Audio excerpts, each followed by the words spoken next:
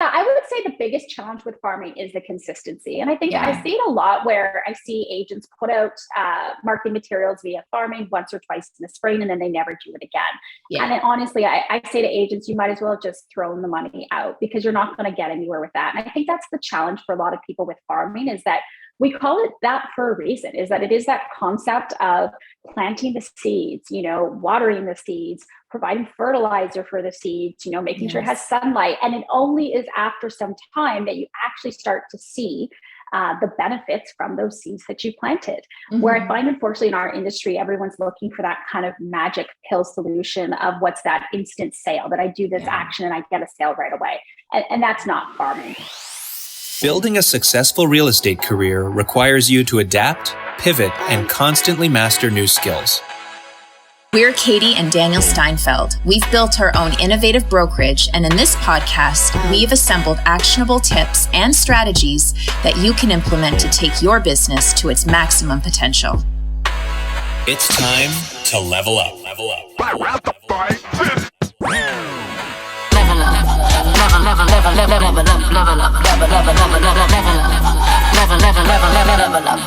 Level up. Welcome everybody to Level Up, a very special episode today. I'm speaking with Jacqueline Pennington, a broker with RE/MAX Hallmark, and she works out in the Northumberland area, surrounding areas. And I've wanted to have Jacqueline on our podcast for quite some time because she is truly an inspiring realtor just in terms of what she gives back to her community and the industry as well. And thank you so much for coming on, Jacqueline. I appreciate it. Oh, well, thank you. It's an absolute privilege to be here. So I love being here with you. Thanks. Yeah. So why don't we start with giving you an opportunity to brag a little bit. I invite you to brag all you want because you've done so much and just accomplished so much. And I think it would be great for people to hear where you're at now. Okay. I'm probably the worst person to ask that. I tend to be a little bit bashful. So I guess a little bit about me. So yes, I do sell real estate in a fairly small rural Ontario community known as Northumberland. So most people know that as Coburg Port Hope. I started as a solo agent and here I am today. So I am number one in our local marketplace, which in itself, I don't think that's really the be all. Well, thank you. I don't think it's necessarily the be all and the end all, but it's really just about in terms of being client focused and wanting to reach goals and essentially pursue higher, greater things that we can do in the community as a result of those achievements. So I'd say that's really, if I were to talk about my success, I think that's honestly actually what's been the most important piece to me is real estate has allowed me to give back financially to my community, specifically charitable organizations I really care about, and in a way that I really didn't think that I would ever be able to. So I would say that's really honestly my biggest win. So. Yeah. Oh, that's incredible. And I love watching you on Instagram and social media, just kind of seeing you with your beautiful family as well. So it's really nice to, just to see what you're up to and what you've managed to accomplish over your career. So we've got, people from different backgrounds, different experiences, brand new agents, as well as agents that have been in the business for a while. So I always find it helpful just to get an understanding about how you got started and really what your focus was when you started in this business.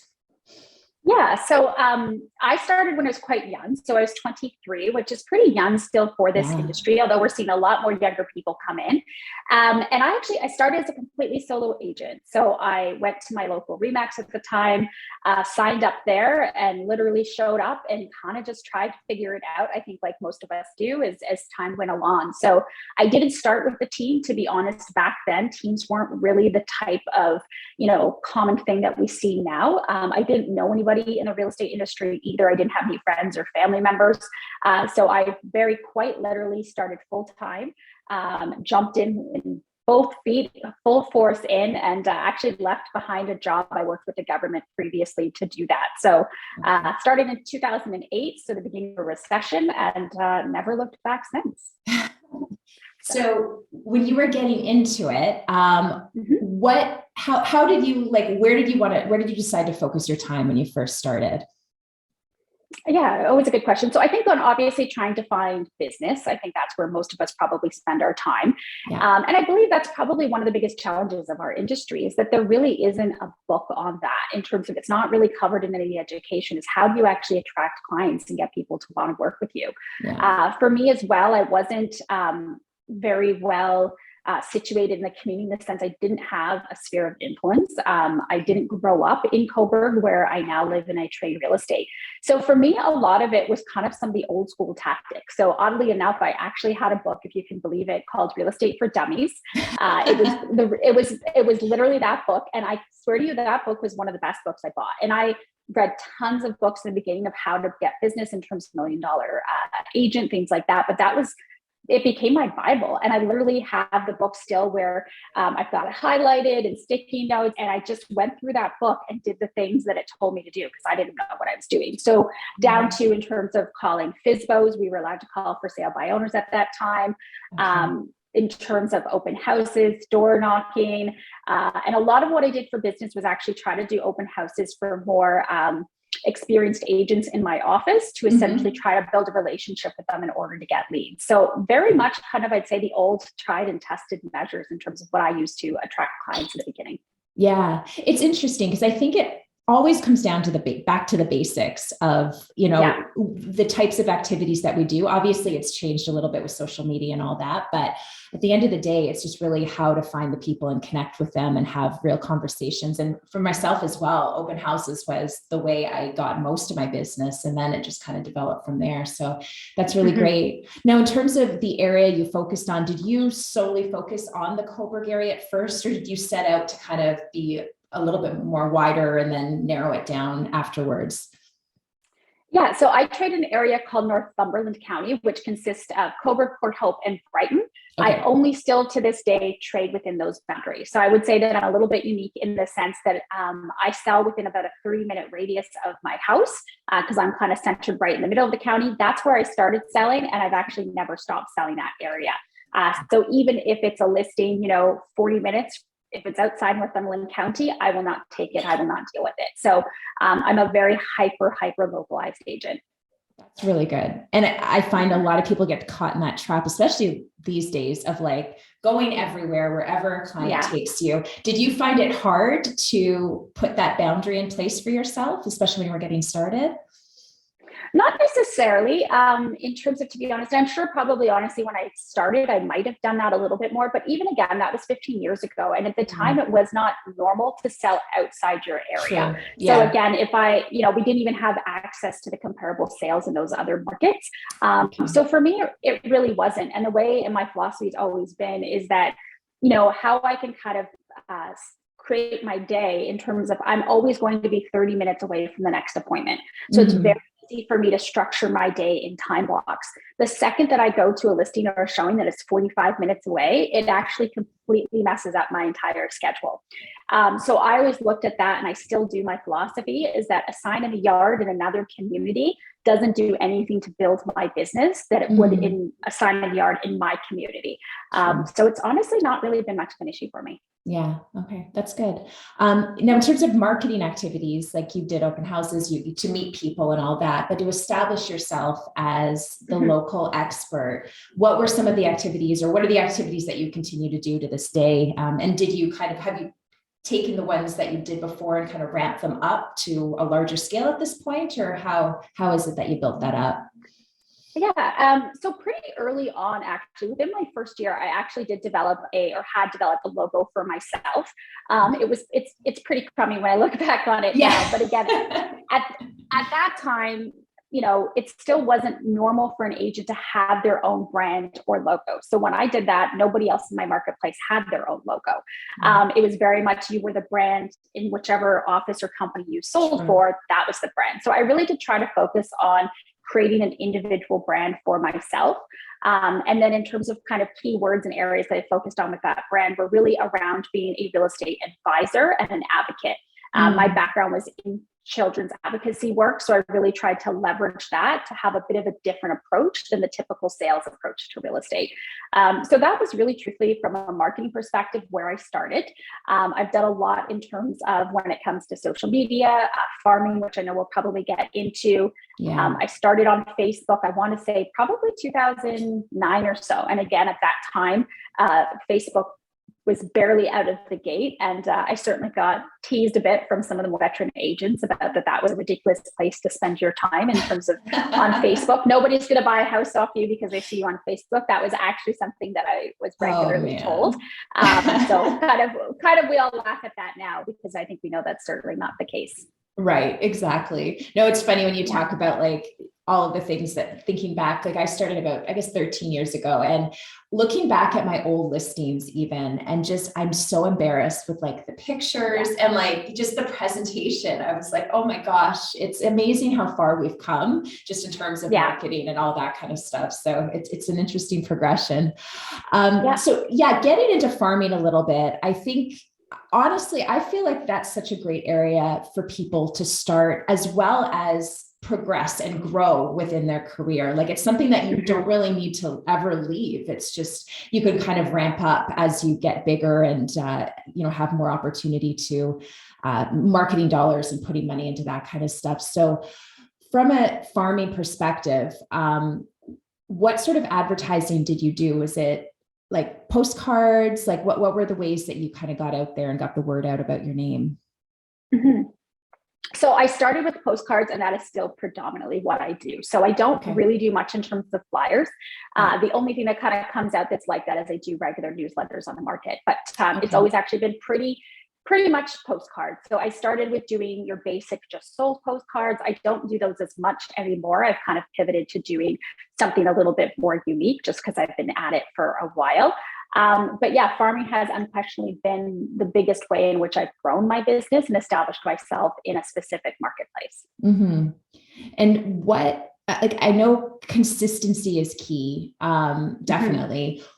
Yeah. How do you stay consistent? Like, do you find that it's a challenge sometimes to continue to put out, similar things over and over again? Or do you find that it's kind of helps to give you some, like, just keep things going the way that keep things, what's the word I'm trying to think of? Like, just, I don't know. Fresh. Keep it fresh. Yeah, exactly. Yeah. Thank you. Yeah, that's okay. I would say the biggest challenge with farming is the consistency. And I think I see it a lot where I see agents put out marketing materials via farming once or twice in the spring, and then they never do it again. Yeah. And then, honestly, I say to agents, you might as well just throw the money out because you're not going to get anywhere with that. And I think that's the challenge for a lot of people with farming is that we call it that for a reason, is that it is that concept of planting the seeds, watering the seeds, providing fertilizer for the seeds, making sure it has sunlight. And it only is after some time that you actually start to see the benefits from those seeds that you planted. Mm-hmm. Where I find, unfortunately, in our industry, everyone's looking for that kind of magic pill solution of what's that instant sale, that I do this action and I get a sale right away. And that's not farming. That being said, the one thing I always say with farming is start small. You don't want to blow your budget and do big drops once a year. You want to start small and just keep hitting that area time and time again. For us, we do keep content fresh, but we do try to make sure that the actual branding is always the same. So every card we have is going to look very similar because we want them to know that when they get that in their mailbox, that they're just consistently seeing that Jacqueline Pennington card, not somebody else's. Yeah, no. And I see that even with the postcards that we receive at our house, it's the consistent like color and look is what, will remind you of that name. So I know that's really important. When you are looking at a farm, like I know people often wonder, like, where do I focus? Do I focus on where I live? Which to me seems like the easiest way because you're in that area already. So it's kind of natural. But do you find that sometimes people will focus on a different area? Like, would you recommend that depending on the situation? Yeah, I think so. So for example, a lot of what you want to look at is perhaps an area that's not already being overly saturated, which I know is sometimes hard to find. So in my particular market, we have two kind of town city cores, and then we have the rural outskirts. So I started by farming the more urban areas of my market, and I found I really didn't get a lot of calls on those. I didn't really get a lot off that investment. So then I started to try to kind of do different areas. And as soon as I started to do the rural aspect of my market, some of their outskirt markets, I was getting so many calls. So every time I would do a drop, I would get 3 to 5 calls versus if I did an urban drop, I might only get 1 to 2 if I was lucky. And what I started to realize with that is that although a lot of realtors weren't necessarily farming in the more urban areas, they're getting overly saturated with mail in general. So they're getting your no-frill flyers and all of the other mail pieces. Whereas in the country, most businesses aren't investing in that same way. So when they were getting my postcard, it was one of the only pieces of mail they were getting. And there is a bit of just kind of trial with that type of thing in terms of really determining where you're getting those calls. And I think a lot of it's what you want to grow for your business. So by doing that, I really established myself locally as a country rural expert. So I'm sure I know you follow me, if you see my listings, it is a lot of country rural kind of estate style properties. And that was by design because that's the farm that I really went after and tried to position myself to be the market expert in. Yeah, that's really good. Did you have like a certain number of postcards that you were sending out? Like, where did you start and where are you at now in terms of numbers? Yeah. So I started small. I started with about 5,000. 5,000 was kind of the key number that I would do. And I would do that at a minimum once a month. I do stagger my numbers based on the time of year. So most of my farm material is actually going out in the winter. A lot of people think to start in the spring. The way that I look at that is that if you wait until March to start farming, chances are I've already been in that door of that person's house back in January doing a CMA for them. So again, kind of throughout the months of November, December, January, February is actually my key marketing time for farming where I'm doing drops more regularly.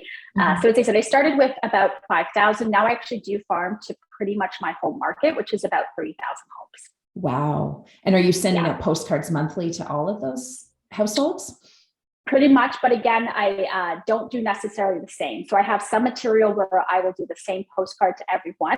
And then I still do traditional sold postcards to certain areas. So again, if I'm doing one town, I'll do sold postcards specific to something I've sold in that area.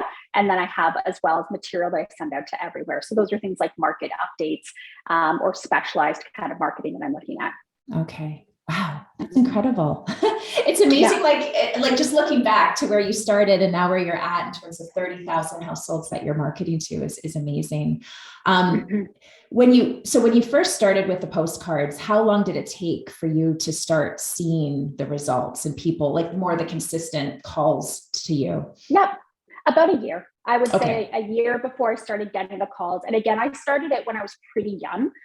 So what I was finding a lot of the time is I was getting the calls, not as though those people actually wanted to list with me. It was, we're calling this person, we're calling that person. That young girl keeps sending us stuff. Let's just see what she has to say. So I was always a little bit of that kind of, let's just throw her in and see what she has to say. So my conversion rate was very, very poor in the beginning. But then again, certainly that's something that's improved a lot over the years. Yeah, exactly. Yeah. And did you have anybody was there anybody else in the area at the time that was like a bigger agent, a well-known that was consistent in farming as well? Or were you kind of branching out on your own? Yeah, there were certainly agents who did farming in my market, but I would say no one ever did it very consistently. So there was a few that would do them quarterly. But what I did find is essentially spring market would come and it would be kind of, almost in terms of, I was going to say the hedgehog, but what is that called? No, I can't help Willie. you. Willie. Okay. I was like, what's that little rodent that comes out of the grass when the spring happens? Groundhog. I was going to say grasshopper. Groundhog. Well, at least it's the same thing. I was like, the groundhog comes out and then all the realtors start farming. Yes. And that's what I always found. So I would say lots of people were doing it, but nobody was doing it truthfully very well or very consistently. Yeah. Okay. That's great. Jennifer Evelyn just said groundhog on Facebook. Thank you. Groundhog. Yeah, she's probably like, it's not the head. I'm like, that's the hedgehog rodent thing comes out of the very grass. similar. Yeah. Yeah. Same thing. But for everybody watching on Facebook, if you do have any questions for Jacqueline, feel free to drop them into the chat and I'll make sure to ask her. Okay, so you've got postcards. What about community events? Is that something that you've focused on? And what are the ones that you found have been really effective for you? Yeah.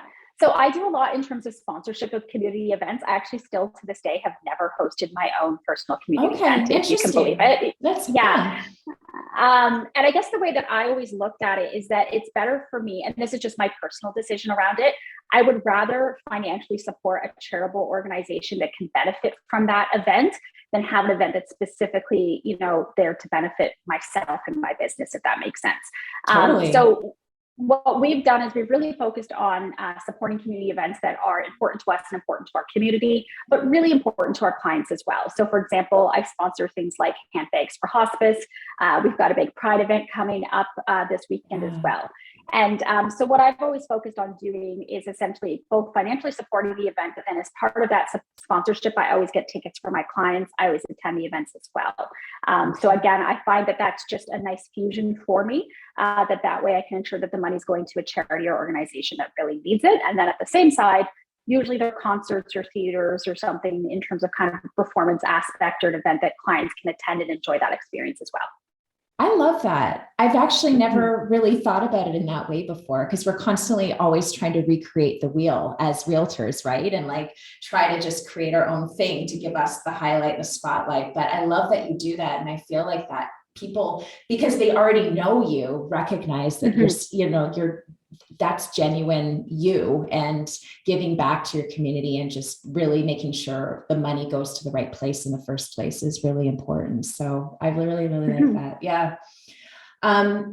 So that's the community event side. Is there anything else in terms of farming that you've found has been really effective for you in terms of marketing or whatever else that you might be doing?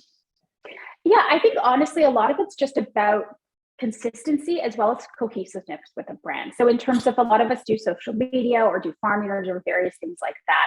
And what we've always really focused on is that in terms of if you see something online and it shows up in your mailbox, there's going to be some consistency with that as well. Yeah. So when we're sending things out via print marketing, we are usually doing a similar campaign or something that can kind of work off that from social media as well. So again, it's just making sure that when people see you via your sign, your postcard, a billboard, social media, whatever it is, that they're just seeing that consistency. And they know, and I think that's the goal for any of us, is that when they drive by those signs or they see something in their mail, that it's very clear and obvious to them who that is coming from and what that brand stands for. Yeah, definitely. Have you had a challenge with keeping a consistent brand? I don't know about you, but I find that sometimes I like to change a lot. So sometimes it's hard to like keep the same look for more than a few years. Have you found that? Or like, do you hire a branding person to kind of really give you that solid look to begin with? I do. So I actually have a full-time marketing staff. So she's been with me now for 7 years. So I have the best of the best. And to be honest, I think I probably would be more likely to do that in terms of kind of classic realtor. I have a bit of ADHD of let's change to this to change to that. But I'm also not shy about the fact that Megan, my marketing manager, I report to her. So if she controls a lot of that and controls in terms of me changing it. So the JP, as you can see from here, that's been pretty consistent now for probably about 10 years.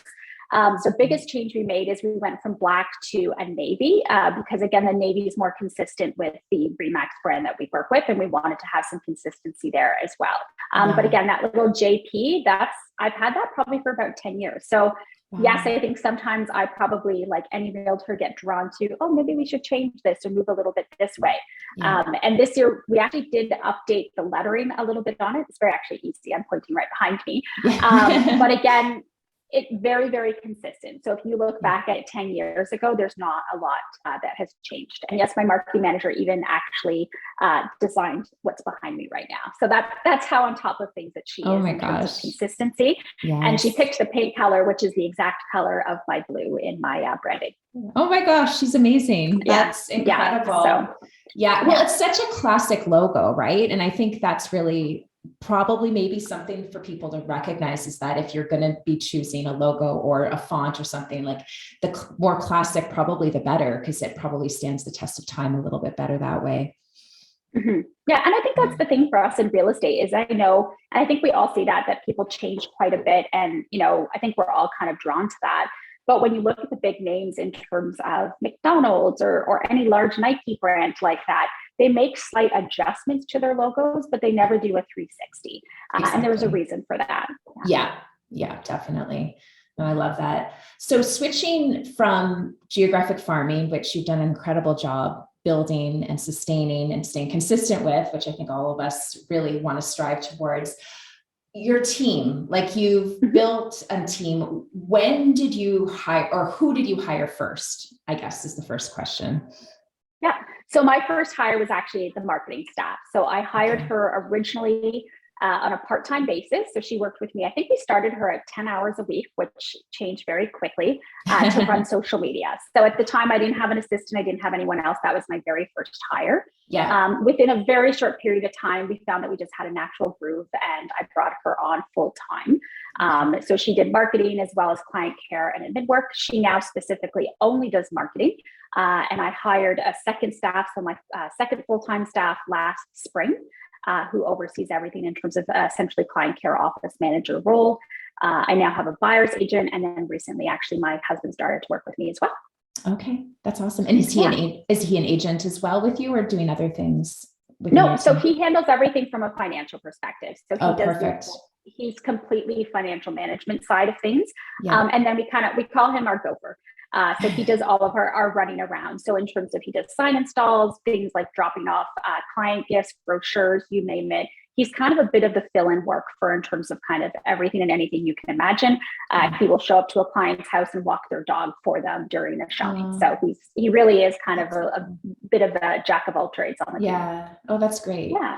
When did you feel ready to hire your first person? I find either people hire before they're ready, which is sometimes I think what most people recommend. But there's a lot of people that hire when they're completely in the weeds and drowning and just need somebody to save them. So where were you in that phase where you realized you hired somebody? Yeah.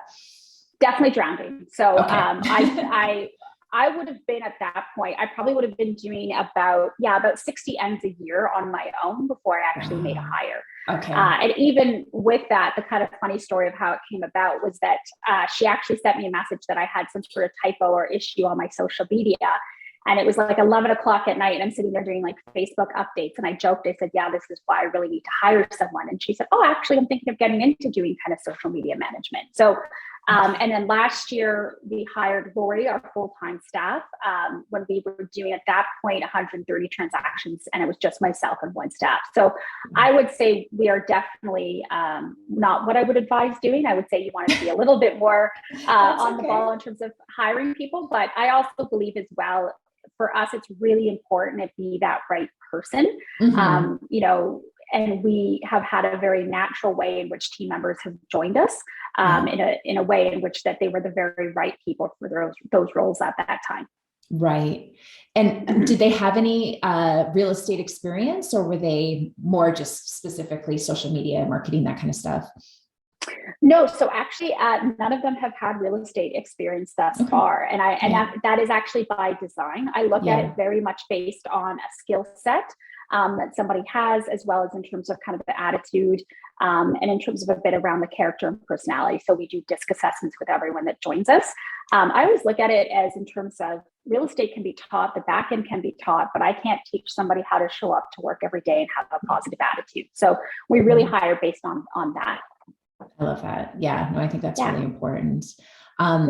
Would you, so I know a lot of people sometimes struggle with the question of whether they hire more of an admin versus a buyer's agent. Like, where do you kind of fit within that? Do you think there's a way to do it, or maybe it depends on the person? I think everybody has a different way that works for them. I only actually hired a buyer's agent last fall. So that was actually the last hire that I had. So I had 2 full-time paid salary staff before the buyer's agent came on. That would always be the way that I personally felt has worked really well. And my concept behind it is that I need a really good, strong back end of the business that can keep me going. And then if I bring on another salesperson, which we've now done, that then can support them in that role. So I think that's what's been really good for us. I kind of consider it and look at it that I can sell real estate. I can deal with people. I do that all day long. That's what I excel in. I don't excel in paperwork as most agents, I think. Yeah. So again, I've got the two women that work with us are absolutely phenomenal. And that's where, in terms of, for me, I think that's one area that we don't put a strong enough emphasis on in this business, is really hire well-suited candidates, experienced candidates, qualified candidates, and pay them well, because a back-end staff, I find, is worth 10 times that of a buyer's agent, to be honest. Yeah. I think you're right, because they can anticipate where you need the most support and provide that to you. Yeah. No, I think that makes sense. I've heard that from a lot of really great agents, is that that's how they started as well. As opposed to, I think a lot of people think that the first hire is a buyer's agent, but until you have your system set up, it's really hard to even provide them with the right tools that they need to do really well. For when you did hire your buyer's agent, did you hire somebody that was newer, or was it somebody that just kind of fit within your team that made more sense? Or how did you kind of figure out what would make most sense?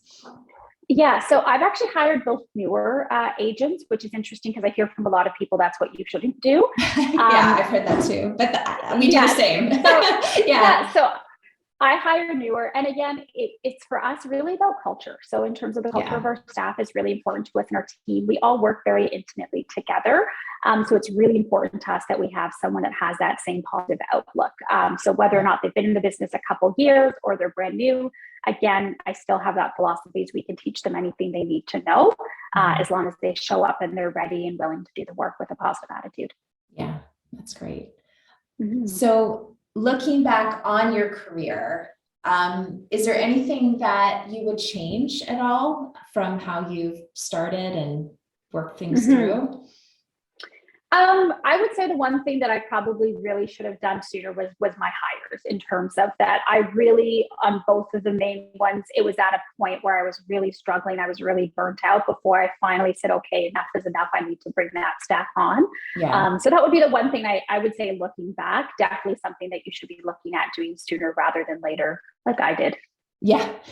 I think all of us do that. It's kind of, it's hard because I think the fear is that you're either A, not going to have enough work for them to do, or B, you're not going to be able to afford it, and you're going to kind of land yourself in trouble. So, but then when we do it, I do find that it kind of pushes you and just keeps you motivated to keep doing more, because you've got somebody that's helping you as well as you're bringing in more money. And it kind of works out at the end of the day. I think we all figure out a way to figure it out. Yeah. So yeah, that's great. So in terms of social media, that's obviously something that's come into your work as things have progressed through the years. I know you have somebody helping you out with that, but in terms of your videos and all that, like how much time do you typically spend a week focused on videos and social media and all that kind of stuff? Less than 10 minutes, if I'm being honest. Okay. That's good.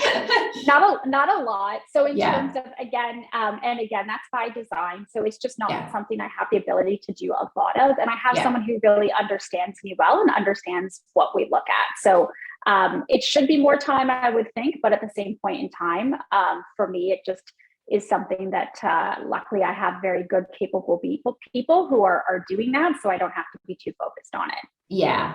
No, that makes sense. Like, especially if somebody knows you really well and is able to kind of emulate the same style and message that you would have.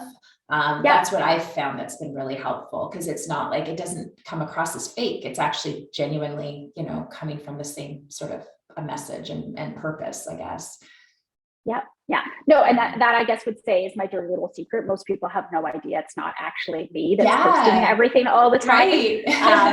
And I've had people message me, clients, and say, oh, something about XYZ. And I actually very rarely go on social media in a day. I tend to kind of, check it at the end of the night, or maybe if I've got some downtimes between appointments, but I'm actually pretty rarely on it. So even down to if I snap a photo of myself, or if I'm doing a video at a listing, I actually send it to my marketing staff member, and she posts everything. So she makes sure that it's at the right time and the way that she wants to post it.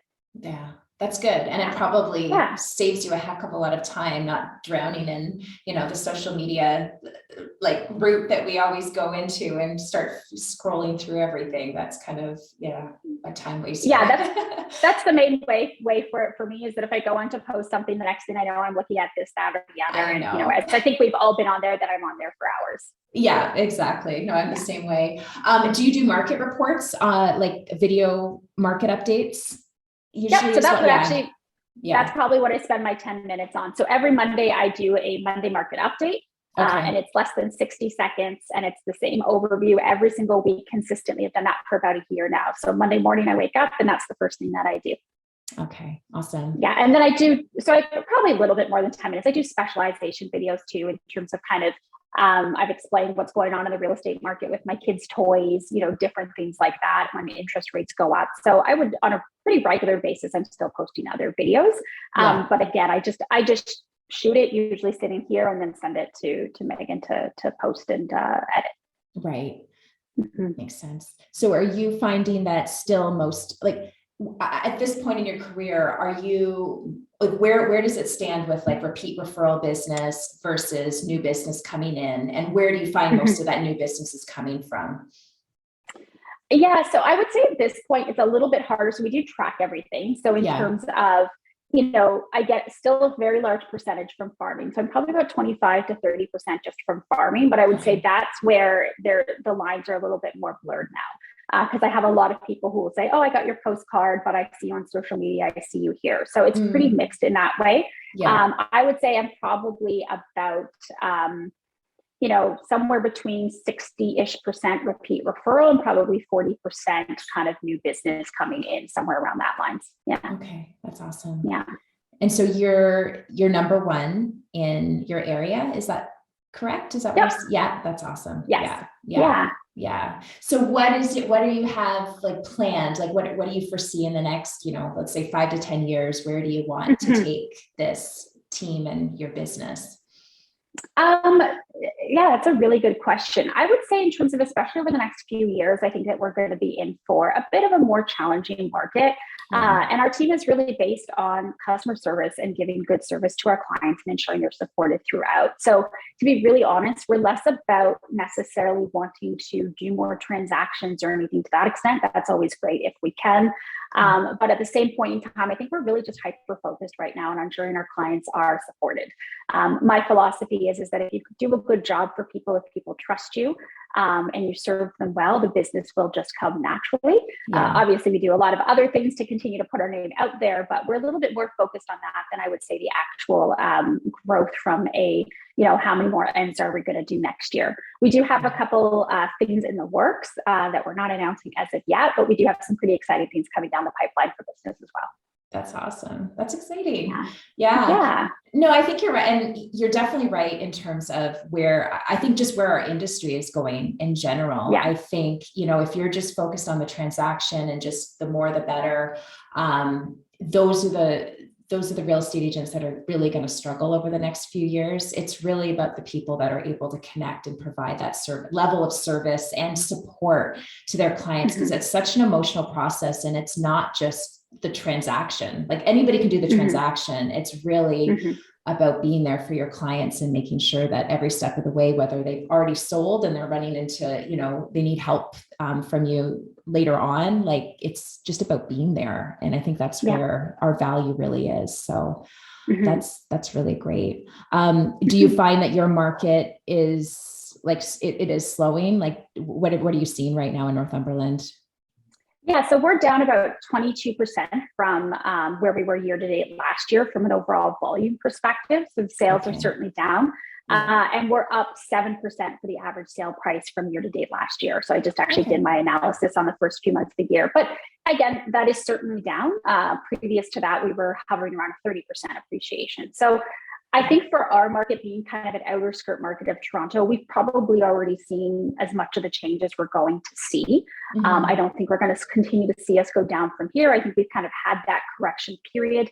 And I suspect for the rest of the year, we're going to see a little bit more of a balance out in the market and potentially a slight increase. But I think we've probably seen the worst of the worst thus far. Yeah. So you think this recent increase isn't going to have as much of an impact, the interest rates? Like, do you think it's kind of leveling out at this stage? I do think so. We are starting to see the sales pick up again, but again, in terms of, we found that correction really around April and May for our particular marketplace. Right. So again, time will tell, but I don't personally think we're going to see that continue to kind of decline. Yeah. Yeah. Do you find people, like during the pandemic, did you find a lot of people from the GTA or Toronto coming out your way to buy? And do you find them now coming back, or do you find that most of them are still staying where they're at? I think we're going to see a bit of a migration back to the city, to be honest. And I think, unfortunately, in our marketplace, it was fantastic, but a lot of the areas kind of outside of the GTA, we saw, a rapid increase that was really not healthy. It's great if you're a home seller over the last couple of years, but it wasn't sustainable. We all knew at some point in time it would change. And we are starting to see some people go back to the city as well. So I think, unfortunately, during COVID, a lot of people made decisions, and some of those decisions were made from a place of perhaps emotion or, not really necessarily too clear on what country lifestyle is like, because it's not necessarily for everyone. And then I think we've also seen a lot more businesses call staff back that we weren't necessarily anticipating. So I think we'll still see a lot of people stick around, but I think with anything, people are going to decide, maybe this isn't the right lifestyle for me. And we're going to see some people move back to the city as well. Exactly. Do you find, is there a lot of development, like new development happening in your neighborhood or not, or area?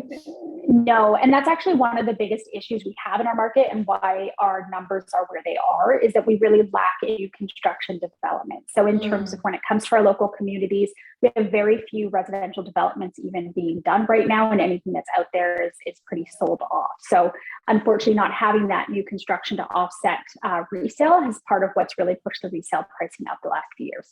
Yeah. And is that coming, like, do you know if there's any plans to open that up in terms of rules and being able to develop land in your area, or hard to say? Time will tell. Well, I know the provincial government has made some announcements around some investments in that. And we would certainly fall into that. Again, being a small rural community, typically speaking, not to get into too much of the nitty gritty of it, but we have one planner in each municipality. So in terms of, there's a lot of roadblocks to development. There's a lot of people that aren't in support of it. So time will tell, but it's definitely something that's very drastically needed, as we are one of the most unaffordable housing markets now in the province in Northumberland. Yeah, I know, it's crazy how it just hit. And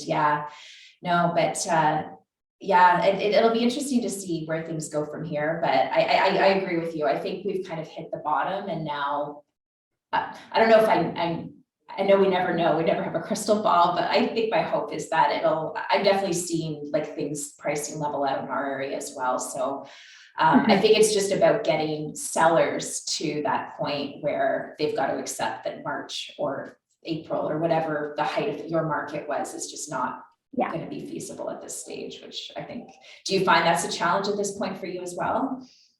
It is. And I think now people are starting to kind of understand that reality a little bit more, but it certainly has been a challenging couple months. And I keep having the conversations with people. You're still up significantly over where the value of your home would have been last year, the year before. You're just not up 70%. But again, I think there's a lot of people that, as that change in the market has kind of, set in for them, are disappointed with sometimes, unfortunately, the results they've seen. But I do think that we're starting to kind of get out of that correctional kind of period right now. I agree. So as we wrap up, if anybody has any questions in the group, we've had a lot of good comments about the interview, so that's great. But if anybody does have any questions, feel free to jump in. I guess maybe just if you can tell me what you're working on now. Like, I know you've got the lawn signs that have come out for your community. Yeah, do you want to talk a little bit about that? Yeah, so that is a really exciting initiative that we've done, that we've gotten a lot of really good uptake on. So it's called Everyone's Welcome in Northumberland. So one of my passion projects. And I basically came up with the idea, as we know, last year we had the Every Child Matters signs were out quite a bit. And then we are obviously during Pride Month. So what we wanted to do was do something that just really showcased our community being a welcoming and accepting community.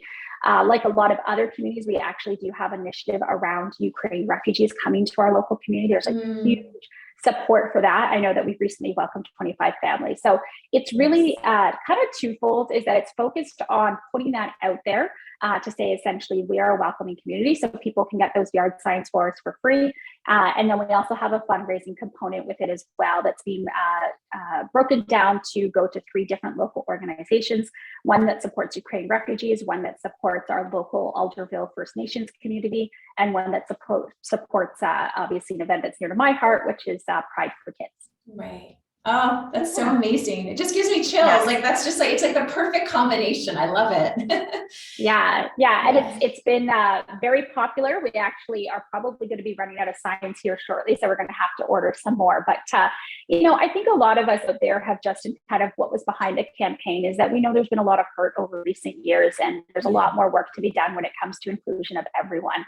Yeah. And so we just wanted to find a way to, what can we do as the community to show that we love and support everyone for who they are naturally within their hearts, and make sure, especially when we have newcomers to our community, which we're seeing a lot of right now, that they feel welcome and safe to call Northumberland home. That's awesome.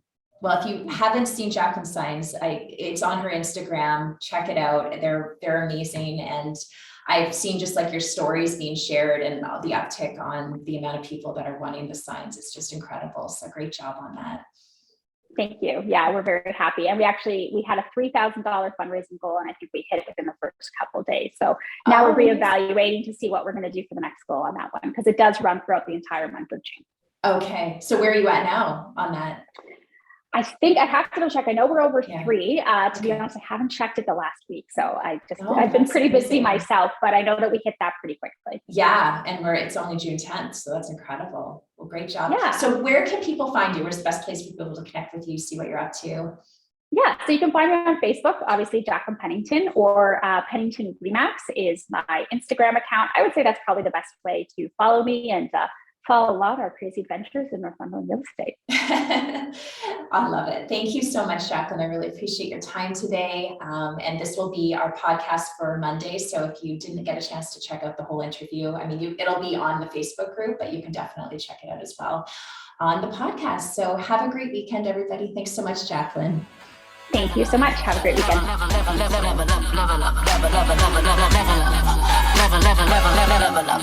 Level up.